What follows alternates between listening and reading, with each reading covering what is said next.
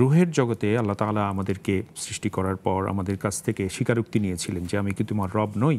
অতঃপর আমাদেরকে তিনি পৃথিবীতে প্রেরণ করেছেন, কিন্তু কারো জন্ম মুসলমানের ঘরে, কারো জন্ম ইহুদির ঘরে, খ্রিস্টানের ঘরে।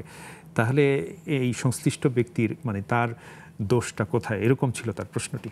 জি, খুব সুন্দর প্রশ্ন করেছেন। এটা সত্য কথাই বলেছেন যে মানবাত্মাগুলো সব তো রুহের জগতে ছিল, আমরা সেটাই জানি। পৃথিবীর এই মানব জাতি এই পৃথিবীতে আসার বহু আগেই আল্লাহ তাআলা সেটা সৃষ্টি করে রুহের জগতে রেখে দিয়েছেন, এবং সেখানে তিনি একটা একরার নামা নিয়েছেন যে আলাস্তু বিরব্বিকুম, আমি কি তোমাদের রব নই? তখন সকলে সমস্বরে বলেছিল ক্বালু বালা, অবশ্যই আপনি আমাদের রব, কেন নয়, হোয়াই নট।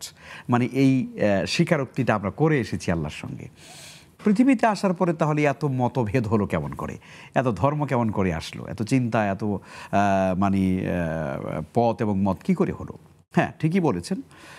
এ কথার উত্তরে রাসূল সাল্লাল্লাহু আলাইহি ওয়াসাল্লামের সেই বিখ্যাত হাদিসটি যদি আমরা সামনে আনি, তাহলে আমাদের কাছে পরিষ্কার হয়ে যাবে। নবীজি সাল্লাল্লাহু আলাইহি ওয়াসাল্লাম বলেছেন, কুল্লু মাউলুদিন ইউলাদু আলাল ফিতরাহ। নবীজি বলেছেন, পৃথিবীর প্রতিটি মানব শিশু আল্লাহর দ্বীনের উপরে, ফিতরাতের উপরে, স্বভাবজাত দ্বীনের উপর, ইসলামের উপর জন্মগ্রহণ করে।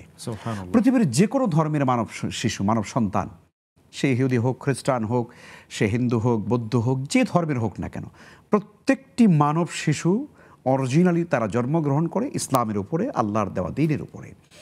তারপরে কি হয়? নবীজি বলেন, ফা আবাওয়াহু ইউহাব্বিদানিহি আও ইউনাসসিরানিহি আও ইউমাজ্জিসানিহি। বরং তার পরবর্তীতে তার বাবা মাই তাকে কখনো ইহুদি বানায়, কখনো খ্রিস্টান বানায়, কখনো অগ্নিপূজক বানায়, বিভিন্ন ধর্ম এবং চিন্তায় তাদেরকে লালিত পালিত করে, সেই আদর্শের উপরে তাদেরকে বড় করে। তাহলে দেখা যাচ্ছে ধর্মের এই যে পরিবর্তনটা বা চিন্তার যে পরিবর্তনটা হয়েছে, সেটা মূলত আল্লাহ তাআলা কাউকে করে দেননি, বরং তার পিতামাতার চিন্তা চেতনা ধর্মের কারণেই ওই সন্তানগুলো সেই লাইনে চলেছেন।